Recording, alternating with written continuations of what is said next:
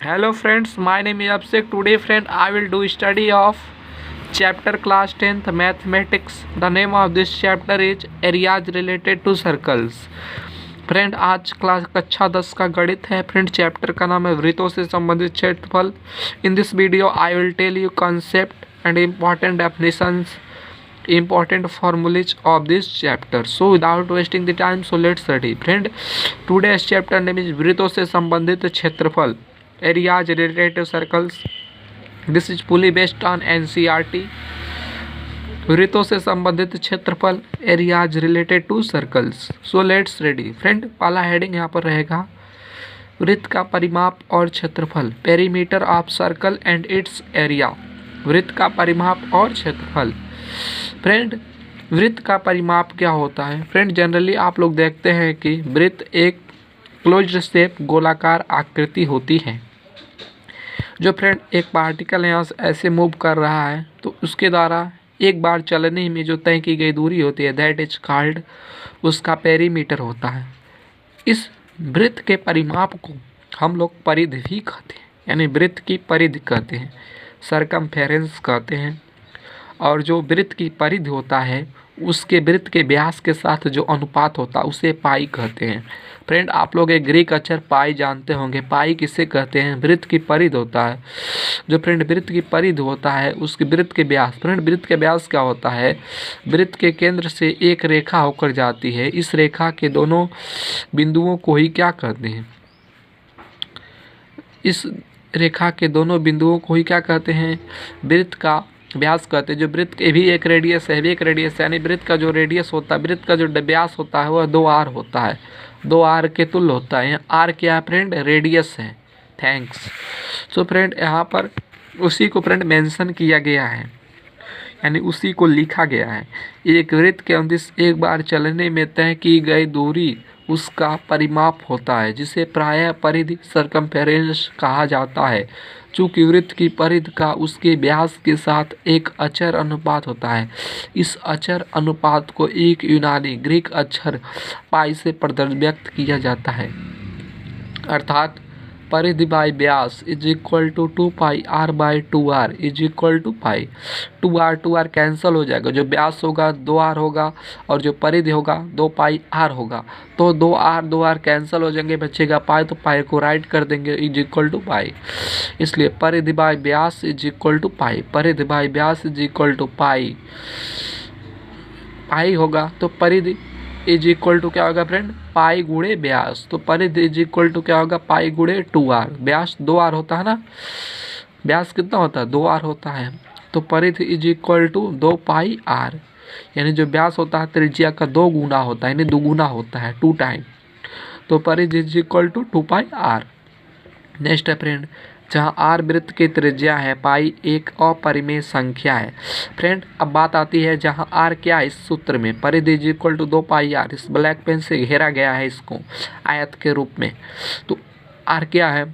r small r वृत्त की त्रिज्या है और पाई फ्रेंड क्या है? पाई एक अपरिमेय संख्या है, यानी एक इरेशनल नंबर है। Pi is an irrational number, pi is an irrational number. इसका दशमलव प्रसार अनवसानी और अनावर्ती, यानी non terminating and non repeating है।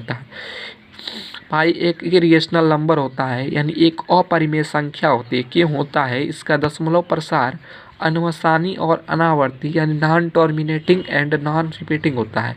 Non terminating and non repeating होता है। थैंक्स। नेक्स्ट है फ्रेंड, पाई का मान लगभग 22/7 होता है। पाई का मान फ्रेंड क्या होता है? लगभग 22/7 होता है, या 3.14 होता है। यह फ्रेंड केवल हम लोग सामान्य मान के रूप में ले रहे हैं, लगभग के रूप में। तो जनरली यदि हम कंप्यूटर से, कैलकुलेटर से पाई का मान निकालें तो फ्रेंड हम लोगों को बहुत ही अधिक प्राप्त होगा, जो उचित नहीं। हम लोग लगभग में इतना लेते हैं 3.14 जो पाई का वैल्यू लेते हैं। जो फ्रेंड वृत्त का क्षेत्रफल होता है पाई आर स्क्वायर होता है। Area of the circle is pi r square. Next friend हम लोग आते हैं विदाउट वेस्टिंग द टाइम। तो फ्रेंड आप इसका स्क्रीनशॉट ले सकते हैं।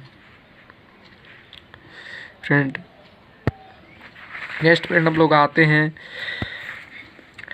त्रिज्यखंड और वृत्तखंड के क्षेत्रफल, area of sector and segment of a circle. Friend अब हम लोग नेक्स्ट पॉइंट 2 को पढ़ेंगे, त्रिज्यखंड और वृत्तखंड के क्षेत्रफल, area of sector and segment of a circle, यानी त्रिज्यखंड और वृत्तखंड के क्षेत्रफल।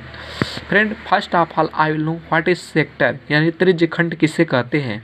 त्रिज्यखंड सेक्टर एक वृत्तीय क्षेत्र का या वृत्ताकार क्षेत्र का वह भाग जो 2 त्रिज्याओं और संगत चाप से घिरा या परिबद्ध हो, उस वृत्त का एक त्रिज्यखंड कहलाता है। फ्रेंड सेक्टर किसे कहते हैं, मीन्स एक त्रिज्यखंड किसे कहते हैं। एक वृत्तीय क्षेत्र या वृत्ताकार क्षेत्र का वह भाग होता है जो 2 त्रिज्याओं और संगत चाप से घिरा हो या परिबद्ध हो, उस वृत्त का एक त्रिज्यखंड कहलाता है। सिंपल सी लैंग्वेज फ्रेंड यहाँ पर डेफिनेशन को मेंशन किया गया है। एक वृत्तीय क्षेत्र या वृत्ताकार क्षेत्र का वह भाग जो 2 त्रिज्याओं और उस संगत चाप से घिरा हो या परिबद्ध हो, उस वृत्त का एक त्रिज्यखंड कहलाता है। इस प्रकार चित्र 1 में छायांकित भाग OAPB केंद्र O वाले वृत्त का एक त्रिज्यखंड है। एंगल AOB इस त्रिज्यखंड का कोण कहलाता है। इसी चित्र में नॉन शैडो पार्ट मीन्स अछायांकित भाग OAQB भी वृत्त का एक त्रिज्यखंड है। स्पष्ट कारणों से OAPB एक लघु त्रिज्यखंड मीन्स मीनर सेक्टर कहलाता है तथा OAQB भी वृत्त का त्रिज्यखंड या दीर्घ त्रिज्यखंड यानी मेजर सेक्टर कहलाता है। इस दीर्घ त्रिज्यखंड का कोण थीटा होता है जो = 360 डिग्री यानी 360 डिग्री माइनस एंगल AOB है। ये फ्रेंड एंगल का चिन्ह है, theta = 360 degree minus angle AOB है। तो फ्रेंड आप लोग देख सकते हैं फ्रेंड यहाँ पर फिगर 1 है, यहाँ पर मीनर सेक्टर है। ये क्या है, मीनर सेक्टर है। जो यहाँ पर क्या है फ्रेंड, वृत्त की 2 त्रिज्याएं हैं, यानी एक त्रिज्या फ्रेंड यहाँ पर वृत्त की 2 त्रिज्याएं, एक त्रिज्या OA है और एक त्रिज्या OB है जो एक दूसरे के बराबर होती है। OA = OB होता है और जो वृत्त का चाप क्या होता है, OAPB वृत्त का चाप है, यानी जो P है APB क्या है, वृत्त का चाप है ना। तो इनको हमें मीनर सेक्टर कहते हैं और जो अदर पार्ट होगा वो मेजर सेक्टर होगा। तो यहाँ पर देखिएगा फिगर 2 है, यहाँ पर भी ये थीटा एंगल है, R है, रेडियस है, यहाँ पर भी R रेडियस है, सेंटर O है, ये Q है, मेजर सेक्टर का पार्ट है और ये मीनर सेक्टर का पार्ट है, यानी लघु त्रिज्यखंड। तो फ्रेंड यहाँ पर लघु त्रिज्यखंड का क्षेत्रफल ज्ञात करना, फाइंडिंग एरिया ऑफ मीनर सेक्टर। अब हमको फ्रेंड्स इस मीनर सेक्टर का एरिया को ज्ञात करना है, कितना होता है। आफ्टर दैट मेजर सेक्टर को एरिया को ज्ञात करेंगे कितना होगा। Thanks for watching this video in this tell last video. Thanks for watching.